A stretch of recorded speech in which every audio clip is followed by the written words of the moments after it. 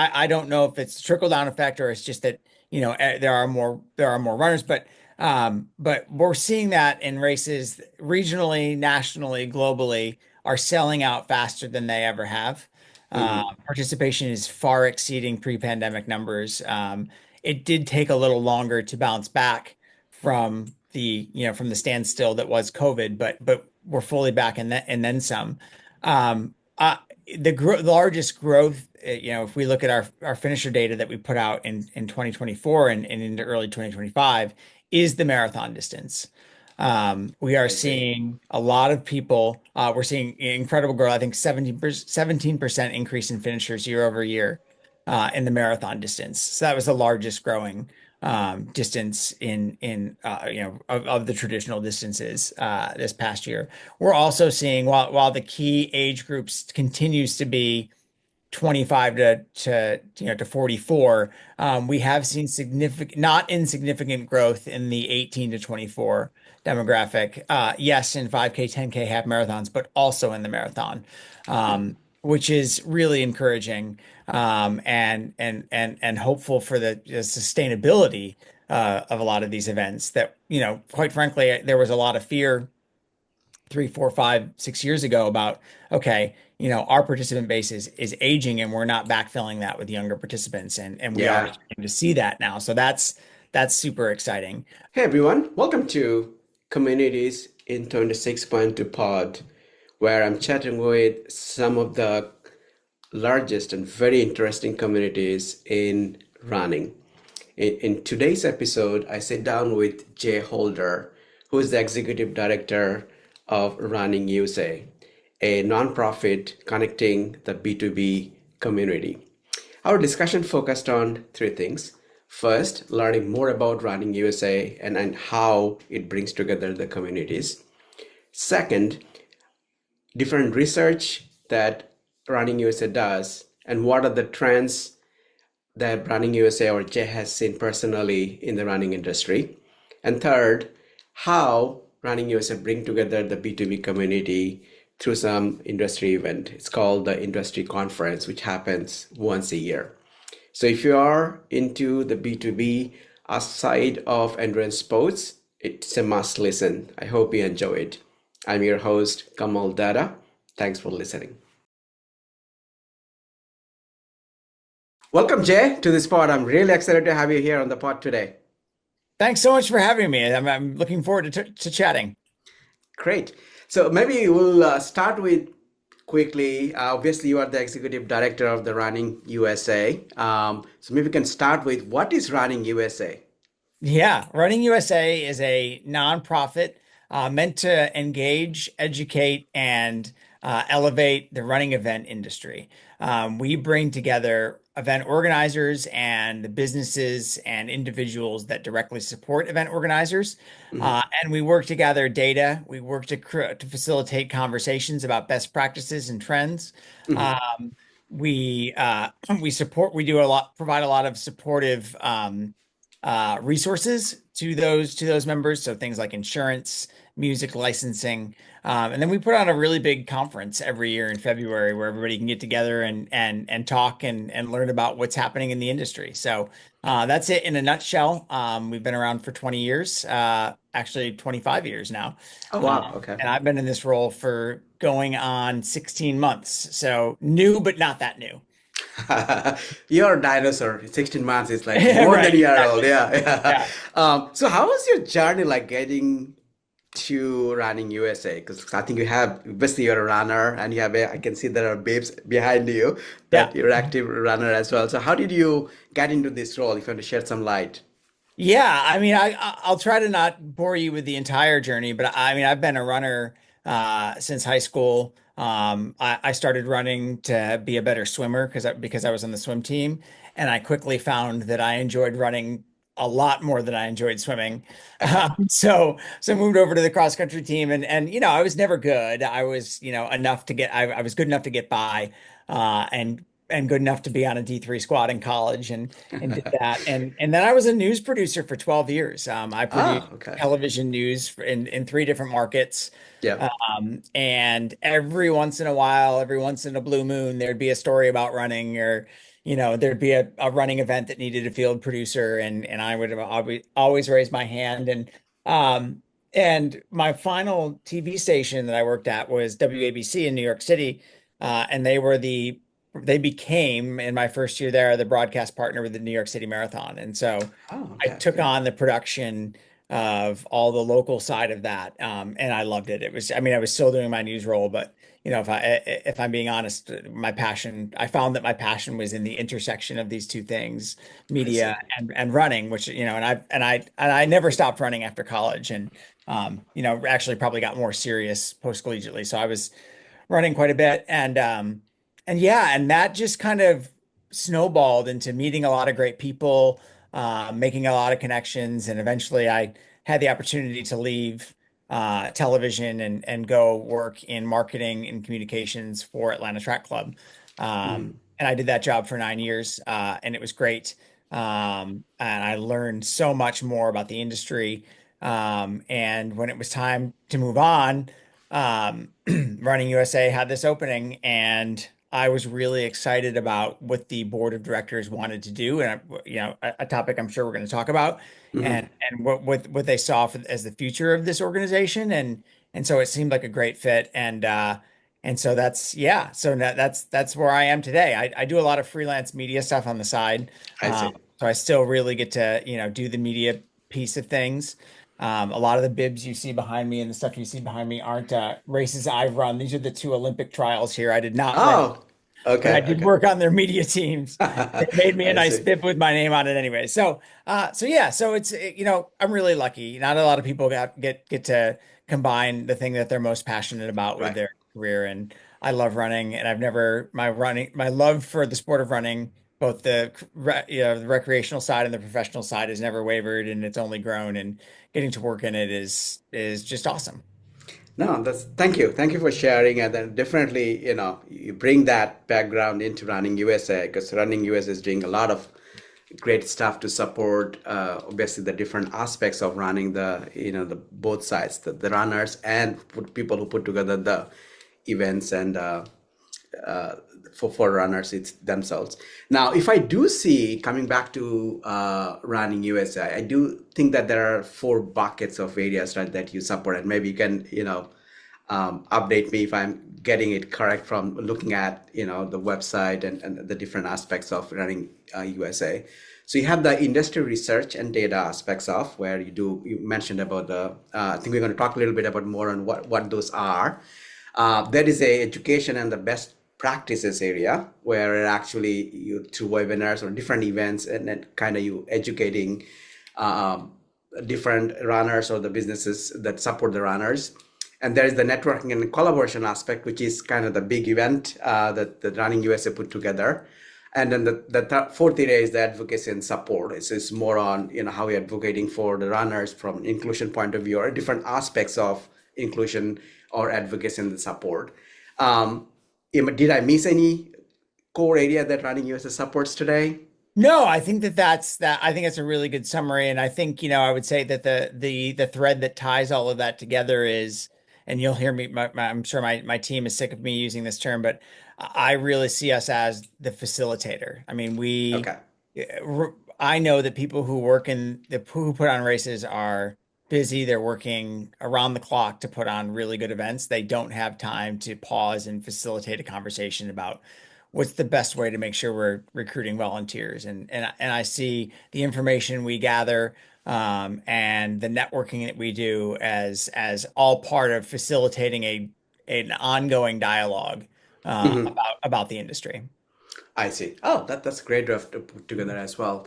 So maybe let's now dig a little bit on this area. So let's talk about the industry research. And I was looking at it. You do really some great research in different aspects of the running industry. Jess, you want to highlight some of the areas that are top of your mind from the Sure. research point of view? Yeah. Yeah. So our theme last year was just numbers, numbers, numbers, numbers. Ah, okay. So we spent a lot of time diving into participation trends, looking at really finisher data and seeing how that compared. So, you couldn't go anywhere last year at a running event without hearing people say, "We're in a running boom, we're in a running boom." Yeah. And we felt like yes, that's true. When we it looks that way. Do we have the data to back it up? And so Mm. we pulled, finisher data from 5Ks all the way to marathons last year, and we compared them with the prior year, and we compared them with years pre-pandemic when running really was on a great trajectory until the pandemic hit, and obviously everything came to a screeching halt. And we did find that yes, we were in fact in a running boom, and Okay. we are in a running boom. And so that was really our focus last year was like, what are the finisher numbers telling us about the trajectory of the sport? Hmm. This year, our focus is more on costs and the economics of the sport. And so we're going to be taking more of a survey-based approach to the research that we do. Hmm. We'll still do our top races of the year at the end of the year and look at participation data from 2025 to 2024. But we really want to examine how much it costs to put on an event, how Ah, much it okay. costs to put it for all the aspects of the event. And Hmm. that's everything from medals to porta potties to staffing to insurance, and look at what the trends are there and what the baseline is for that. We also want to look at sponsorship numbers. So these are all things that are in the works for us now.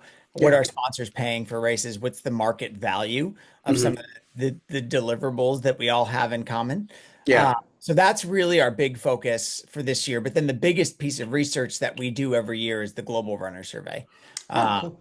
and that is an annual, very in-depth look at the participant trends. What kind of races do participants want? What kind of swag do they want? How much are they willing to spend? How much are they willing to travel?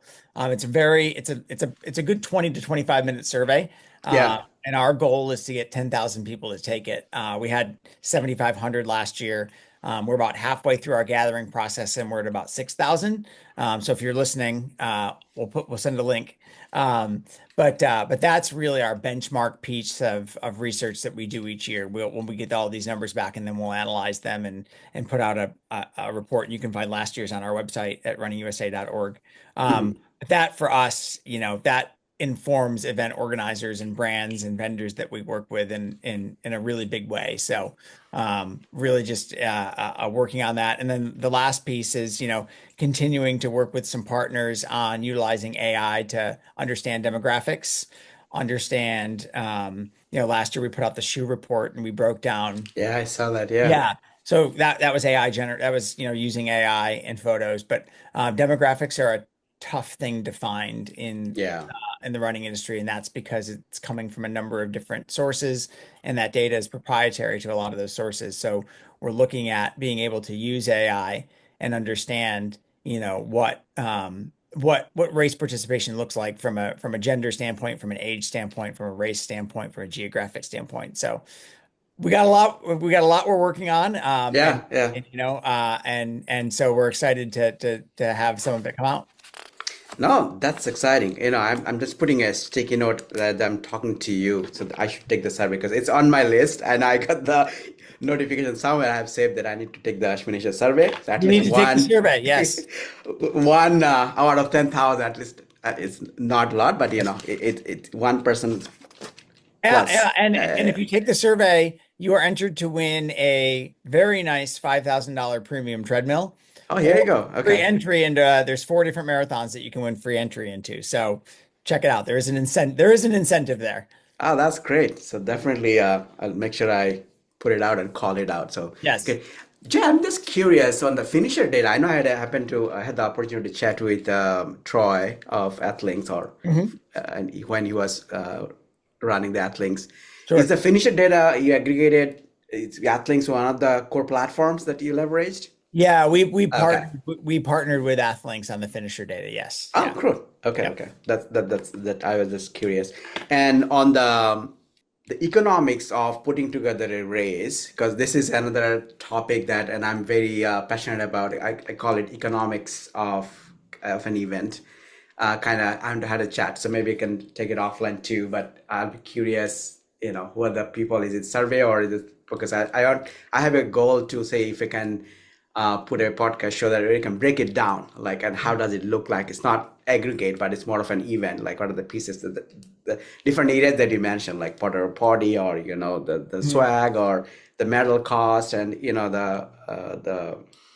the tags, the beeps, that all you have to consider part of this event there. So I'd be curious, what are the different pieces you're looking at to get to that economy of scale? Or if you're going to say, okay, I have 100 runners now on my event, if I have to take it to the 10,000 runners, how does the trajectory looks like, right? In terms Yeah, of economics. Yeah. and so that survey comes out next week, and we're Oh, cool. working on the questions now. But it is a survey, and we do ask how many participants do you have in your race. So when we Ah, okay. put in those prices, we can say, okay, for a 1,500 to 3,000 person race, the average race director is paying X for bibs. And for a 10,000 race, they're paying X. So we are breaking it down that way, so you can see sort of how it grows and how it scales. Oh, cool. Okay, I'll be curious to definitely go through that the, the the output of the report that Yeah. comes out. Thank you. Um, Now coming to the networking and collaboration, Running USA put together one of the biggest events in the running industry. If you want to share some highlight of this one and how it come about and who actually should be thinking about that I should be in that conference. Yeah, absolutely. So the Running Industry Conference, presented by Haku, I'll get the sponsor in there, happens annually in February. This past year it was in Louisville. And in 2026 it will be in St. Louis, February 1st through 3rd at the awesome and historic Union Station Hotel. If you operate an event, if you work for an event operator, if your business directly sells to events, I'm thinking medals, I'm thinking t-shirts, I'm thinking registration platforms. This is the place for you. We had 655 uh, Wow. people last year. It was our biggest post-COVID conference. We're anticipating closer to 700 this year. And it is really, it's large event organizers, it's small event organizers, it's for profits, it's nonprofits. And Mhm. it's 3 days of really intense programming where we talk about a number of different topics that are relevant, not just relevant to the running industry, but relevant to the running industry at that moment. We really want to be timely. And we try to utilize a mix of, for our speakers and our presenters, a mix of people of industry experts, but also a mix of people outside the industry who might have practices to share that the running industry can learn from. Um, and we'll have general sessions, we'll have an expo, and then we have a number of tracks. We have a marketing track, we have an operations track, we have a registration track. So you can go to sessions each day that sort of fit, if you'd like, the Mm, area that you work in within the running industry. And then of course there's a social aspect of it too. There, after all the programming is done, there are receptions and there are parties, and so it's really just a great spot to connect with people, I see. to meet people. I will say before I worked at Running USA and I worked at Atlanta Track Club, I made almost every connection that I have to this day in the running industry by going to Running USA in 2016, 17, 18, and Oh, just getting to cool. know people. I learned a lot from the conferences and from the sessions, and that obviously was hugely important. But I also just met a lot of people that I can call at any given time now and say, "Hey, I've got this question. How are you guys handling this?" So I see. it's a really cool event and a great experience. Registration's open now. Obviously the farther out from the conference we are, the cheaper the registration is. So, Yeah, yeah. so sign up. That makes sense. No, thank you. Thank you for sharing. I know I heard, I've talked to quite a few people and they, advocated for this event that if you're in the running industry, make sure that you attend this one Mhm. for sure. Don't miss for anything else. So thank you. Now, Running USA have this, obviously it's a community of folks from the running industry and because it has a membership component to the overall how you put together. I'd be curious, Jay, if you want to highlight, who you are supporting in terms of the members there, the runners, the business owners, or even event directors, kind of the what community have put together, and then what it takes to actually the part B would be to continue to grow that Yeah. aspect of it. Yeah, I think, the answer to the question is that we are supporting the people who are putting on the races you run in. So we're a B2B organization. Yeah, But by supporting and providing resources and creating conversations about the best way to do business, by supporting the running event industry, the professionals, the race directors, the vendors in that aspect, I think, by the transitive property, we're supporting the runners. We want a runner to go to a race in Nebraska and a race in New York and have great experiences at both. Right. Because, the more people who are running, this is truly a rising tide type industry. Hmm. Race directors by and large are not competing against other race directors, which makes our job easier in a lot of ways, Right. and makes our industry unique, and that people are willing to share their best practices. There are not so many trade secrets, and that does, when that happens, and this goes back to my part about facilitating. When we facilitate these conversations, the output is a better experience for the runners, and Hmm. for the participants. So that's sort of a long way of answering who we're supporting. How do we grow? I think that is continuing to identify race organizers across the country, who could benefit from the work that we do. Hmm. And also, I think a big part of this, it's not just us as Running USA who provide the benefits. The more people we have in the community, the better the community is, because the experts, we're a team of four and a board of 13. We Okay. are not the experts. We are the facilitators. And Hmm. so, every race organization and every vendor in the country, and we're not just US based. We have a lot of Canadian members, several members from Europe, but they all have something to teach all of us, and something to share with all of us. So, it is continuing to encourage organizations that might not be a part of this to come into the conversation, and that's the work that we're doing now. Oh, that's pretty amazing to hear that. Um, and I would guess these members or the race organizers are a big part of the event that you put together. You bring them under one roof where they Yes. can share and collaborate on what's working for someone, what's not working, so that they can take it back to their own races. I would guess, right? Yeah, absolutely. And that conference is the largest part of the conversation, but Mm, for okay. us at Running USA, it can't be the beginning or the end of the conversation. It has to be part of an ongoing dialogue. And so, Right. Right.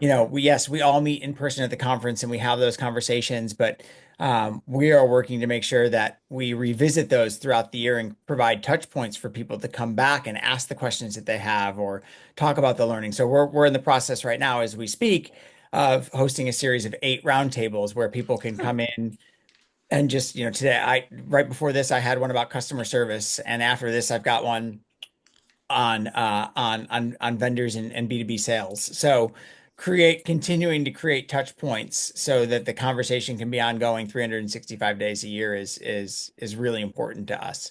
Because the conference is huge, but that's three out of, that's 3 days, and it leaves us with 362 more to make sure Yeah. people are conversing and active in that conversation. Yeah, I just happened to notice that you also had the annual town hall very Yes. recently. Yeah, as Yes. well. Okay. Yes, This, that's part of our bylaws that we hold a town hall annually. But so we could get on and just say, hey, we're here yeah, yeah, next year, because that's when we'd fulfill the mission. But as to the letter of the law, but we want that to be an opportunity for people to tell us what they can get, what they can get from us, yeah. how we can help them, how we can enhance their benefits. So yeah, that was April 1st, I believe. Yeah, yeah, I just saw that you recently had. Oh, that's great. Now this brings to a topic that I'm very curious which is the what trends you are seeing. So obviously you see a lot of data about the events, about the runners, as you mentioned that you're focusing on kind of the what is important to runners, kind of the global survey that is happening. And as you see this data, what trends you are seeing, Jay, that Yeah. somebody should keep an eye on? Yeah. A couple of things come to mind. One, as I said, we are in a running boom, and it's not just the London Marathon getting 1.1 million Yeah, people. yeah, It's yeah. everywhere, and that has and maybe and I don't know if it's a trickle down effect or it's just that there are more runners, but we're seeing that in races regionally, nationally, globally. are selling out faster than they ever have. Hmm. Participation is far exceeding pre-pandemic numbers. It did take a little longer to bounce back from from the standstill that was COVID, but we're fully back and then some. Um, uh, the largest growth, if we look at our finisher data that we put out in 2024 and into early 2025, is the marathon distance. We are I see. seeing a lot of people. We're seeing incredible growth. I think 17% increase in finishers year over year in the marathon distance. So that was the largest growing distance of the traditional distances this past year. We're also seeing while the key age groups continues to be 25 to 44, we have seen significant, not insignificant growth in the 18 to 24 demographic. Yes, in 5K, 10K half marathons, but also in the marathon, which is really encouraging, and hopeful for the sustainability of a lot of these events that, quite frankly, there was a lot of fear 3, 4, 5, 6 years ago about, okay, our participant base is aging and we're not backfilling that with younger participants, and we are Yeah. starting to see that now. So that's super exciting. The other big thing is just the value of experience. Okay. It is that long gone are the days where a start line, a finish line, and a bib are enough to get somebody to come back or to get somebody to come to your race. The Hmm. experience you provide, from the social aspect of things to the on-course entertainment to how good the shirt and the medal is, that they're all, I mean, they're huge factors, and they're huge factors because so many races are doing it and doing it well. Uh, Hmm. that you can't afford to provide a subpar experience, even if you have the greatest course in the world and the best timing systems. Like, what else are you providing outside of the running part of your event? Yeah. Yeah. And then, Yeah. and I think going forward, and maybe I'm getting ahead of your questions here. I think the trend we'll have to watch, and there's a lot of uncertainty behind, is what is the economic instability and the questions that we have about the rising costs of production going to do to participants? Are we going to see registration fees go up? Are we going to see participants say, every my groceries are more expensive, my mortgage is more expensive, and when I've got to cut, expenses, I'm Yeah. not going to sign up for that marathon? Or are we going to see, hey, I ran 10 races in 2024, but you know what? I'm gonna splurge on a big, bucket list race this year, and that's where my budget's gonna go. We don't know. So I think that there's a lot of uncertainty, and I think contingencies happening around where will this take us as an industry, as there are in every other industry in the country right now. Right. Do you have any insight? It's a very good topic that you bring up. Do you have any insight on if you look at, I think you mentioned that, economics of putting up a race, different aspects of it. Some areas are impacted more than the others because of what's going on in the industry, especially with the tariffs, and which may actually lead to, increase in price or cost of living, and then people may say, I want to, roll back on how many races I want to run in a year, or I want to run one bucket list that you just mentioned. Yeah, I mean, I I I'd stop short of calling myself an optimist, because I don't consider myself an optimist, but in this particular case, I'm very optimistic, and that's because the running industry has weathered economic storms before. Hmm. If you look at 2008 and the recession, um, people put their money into running because even though shoes are expensive, Right.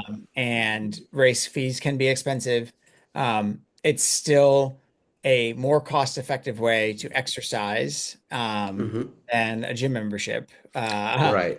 Right. And Right. so, and amongst all the other reasons that people love running, it relieves stress, it provides a social outlet. So the past indicators are that if the economy struggles in 2025, running will actually do well.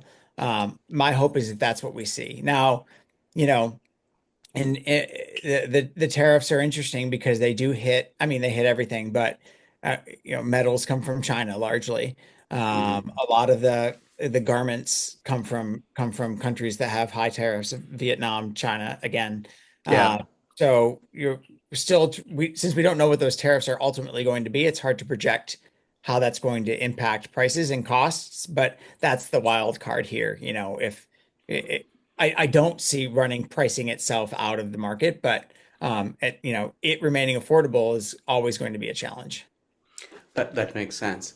Yeah, yeah. I think it impacts, if I'm hearing you, the areas that you think that potentially impacted is the cost of the race itself because of Yeah. the medals and then the race, the merchandise that you mentioned that goes into the how they cost the race itself. So that's one area. And for runners themselves, you mentioned about shoes. Obviously, it's not that you buy a shoe for every race, but still, it's an impact on them if it goes up, right? If Well, it's and we in know for and we yeah, know yeah. that shoe prices, we know that there aren't a lot of shoe companies manufacturing shoes in the United States, Right, right. if any. Yeah. And we know that that's an area where brands have already said that our prices are going to go up. Yeah, In the yeah, US. right. And then obviously the merchandise along with it, right? Sure, Whoever the manufacturing them. sure. Now that's just a great insight that you shared that, keep in mind that people who are planning or the race directors who are listening, if they're planning for event that these are some changes that may have to weather through in upcoming days and months for sure. Um, Now talking about the education and the best practices aspect, I'm just curious if you want to shed some lights on how running US actually helping in obviously, people who put together the races are your core, the community that you're supporting. And for them, what are the things that are there for within running USA that they can leverage? Yeah, there's a couple of benefits baked in. So, music licensing, as you might know, if you have a large crowd, you can't just plug in legally, you can't just plug in your iPad Oh, okay. and play a playlist. I I mean, didn't a know lot of that people they have do, to a think. lot of Yeah, people do, but yeah, yeah. you're putting yourself, there's exposure with that. And so there are three major music license carriers that race organizers should absolutely have deals with before they play music at their events. We Mhm. have brokered a deal with all three of them, so you can easily go onto our website, put in your race date, your participation number, and we'll get our deal from all three music carriers. Because or you could find out what artist licenses with BMI, and it's very tedious. We just Yeah. take care of all three, flat price, and we get a rate that's special for Running USA members. So that's just one, it's a savings, and two, it just saves a lot of manpower. So that's a big one. We also Hmm. offer event insurance and event cancellation insurance, Oh, okay. a policy that is specific to running events, and at a rate that is affordable and negotiated specifically for our members. So those are two of the sort of infrastructural things. And then there's just a number of different services that you can get at member rates on our website as a member. When it comes to best practices, we work with the experts within our membership to put together best practice, either videos or white papers, and showing people just this is how pull the finish tape. This is how you get your permit set. As I said, we're a team of four, and we are not. I was a marketing guy. We do have an operations person on the staff, but we need to rely on our members because they're the ones Right. in the weeds doing it every day. So utilizing the brain power that we have in our membership is really how we bring that all to life. Hmm. That makes sense. Now, on the first area that you shared about the music license, now it made me curious about one thing. So I was running the Lincoln, Nebraska half marathon, or I didn't the half, but it was a full marathon too. Sure. And obviously there is music at the start line. That's what I Yep. think you're referring to. That the race directors needs to make sure that they're licensed. Yep. But there are spots of the races. I know you've seen in big races too, like all the big major marathons. There are bands playing music in Yeah. different throughout the spot. What about those aspects? Is it they have to be considered about that aspect too, licensing their what they're playing? The band, yeah, and that's generally on the band. I mean, Yeah. usually Okay. when you sign a contract with the band, that part is passed on to them. Obviously, the guy sitting on the corner with the boombox that's just having Yeah. it Yeah. out. Yeah. Yeah. He probably doesn't need to be licensed. Right. Right. And they're really looking for big public performances. But I see. most bands that are doing covers have some sort of agreement they've already taken care of, and Yeah, that's baked in when the contract is signed to bring in that band. makes sense. Oh, cool. That's good to know. Yeah. Now, um, through this best practice, you are eventually supporting the race events itself, right? And Yes. one of the I think the reports that I saw at Running USA produced was called the 100 best races of in within the country or the world. Mhm. And I'm just curious how that was gone into, like, what are the inputs you took in to get to that stage? Um, because it takes a lot to get to that list, probably, I'm sure, for race directors, that hey, can I be the top 100 best races in the country or not? I'm just curious, what goes went into it to get to that list, or if you want to share some insights on, okay, these are the five things that you look for in a race. Well, so it's a little simpler Oh, it than is. Okay. we were this these were just we just did largest. So we did the Ah, 100 okay. largest races in the country, and it was just US based largest races in the country, and then we broke it down 5K, 10K, half marathon, marathon, and Got it. we just went off participation numbers. Participant data. Okay. There are, we have members that are doing, survey style lists that list, most scenic race, Yeah. Yeah. friendliest race, Yeah. Brave does that, Race Raves does that. But we don't really get into that because we have so many members, though we do not want to get into a place where we're Yeah. telling Yeah. one member that they're doing a better job than the other. I don't think that that's our job. No, that makes sense. Okay, so because the participant data is pretty, straightforward. You can't Yeah, that's right. argue The that. numbers don't lie. Yeah, yeah, because Yeah. it's straightforward. But as you want to say, most scenic race, yeah, you can have now Yeah. different kind of a conversation or counter argument that, hey, I'm scenic more than you, or I Yeah. don't know. We are always going to be Yeah, objective makes sense. when it comes to events. Yeah. That's true. That's true. Um, any other aspects of running US that you could not shed light today, or couldn't chance to chat with Jay, that you want to highlight? Uh, I think eventually we would like to, I would love for the participant, the everyday runner, to know who we are and have a way to interact with us. Um, Mhm. and in long term, I think that's where Running USA is going. But in the near to fairly near future, where our focus is going to really be on providing the best value to events and event vendors, and there's a lot of work to do there. There's a ton of potential to do there, and Yeah, there's so much that we kind of have to take a look at. These are all the things we could and or should be doing, but here's what we have the capacity to do yeah, this year. And here's what we have to think. It's a slow build, and an intentional build. And, it's a really fun time to be part of the running industry. And to, at a time where more and more people are signing up for races and getting their friends to sign up for races. And we're just, we want to make that a really good experience across the board. yeah. How does the experience look like, so that, the runners who are listening to this conversation and then they want to be part of Running USA, they can expect that, okay, in sometime in future, if I want to join Running USA, how the experience will look like for a runner himself, not from an organizer point of view. I don't know yet. Ah, okay, that's a simple answer. However, we did just roll out our, in April, we rolled out an individual membership for the first time. Now that Ah, is okay. for, sole proprietors of businesses that work in the running industry. Yeah, But it doesn't allow, and it's a more affordable membership level than, some of our bigger companies use. So we're moving in that direction, but I think our next, if our strategic plan is on our website, I'd invite anybody who's a strategic plan nerd like me to read it. And it's very focused on events. And I think the next cycle is going to talk more about, the individual. But first, we want to really do the best we possibly can in this space before we expand. no, that's great. That's good to know. Lot of things in progress that for to support the runners in the future. So, Sure. well, Jay, it was great to have you, and thank you for your time sharing the insights that you have seen through Running USA and what Running USA is doing. So it was great to have you on the pod. Thanks for having me.